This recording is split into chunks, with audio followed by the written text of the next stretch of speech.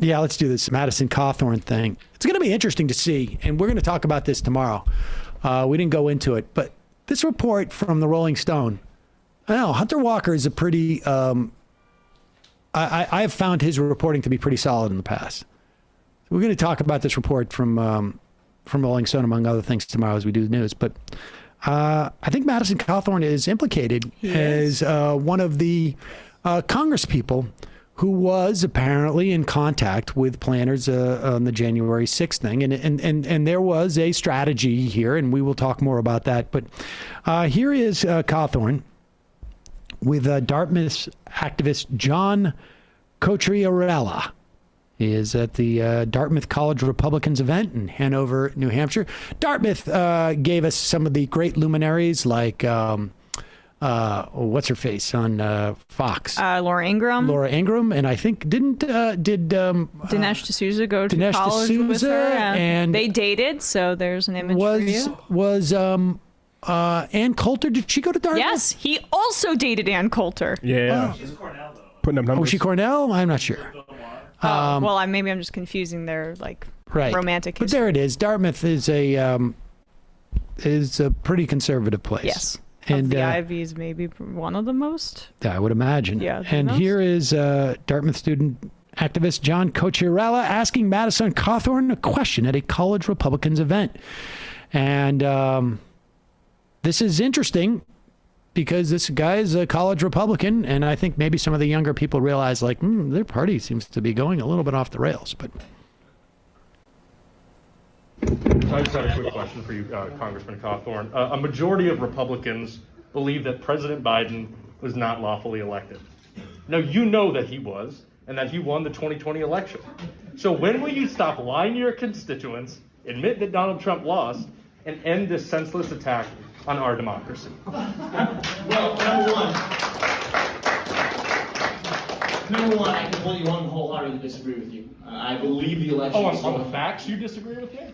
What was that? On the facts that President Biden was lawfully elected? Absolutely. Well, let me go into it right quick. There is an unconstitutional election. Love to hear you propagate the big lies. Would you like me to explain? Absolutely, go ahead. Okay, so as you can all see in Article 2, Section 3 of the Constitution, the only people who have a right to change election law in the United States of America are the state legislatures. You saw in 6 key states, namely Wisconsin and Arizona, as the worst perpetrators. The state, the state governors and the Board of Elections there, who actually went around the will of the state legislature and changed election laws on their own. That is unconstitutional. When you have voter drop boxes that are set up in parks, when you can get rid of signature verification and voter identification laws, that is against the law. I mean, addressing this stuff as we go seems a little bit ridiculous, but I just want to be clear. Nothing that he's discussing was exclusive to the presidential election.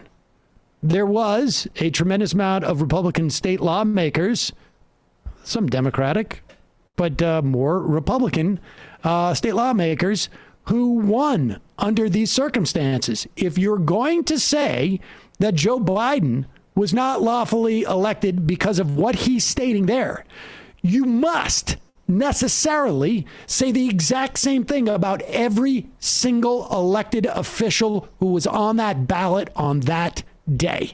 Period. End of story. Why they will not say that? Because, of course, it's all fucking bullshit. Yeah. But continue. Election laws on their own. That is unconstitutional. When you have voter drop boxes that are set up in parks, when you can get rid of signature verification and voter identification laws, that is against the law. It's an unconstitutional thing. Are you against the Constitution? Are you against when you incited the January 6th insurrection? Were you against the Constitution? When you incited the January 6th insurrection, were you against the Constitution? Or were you for it?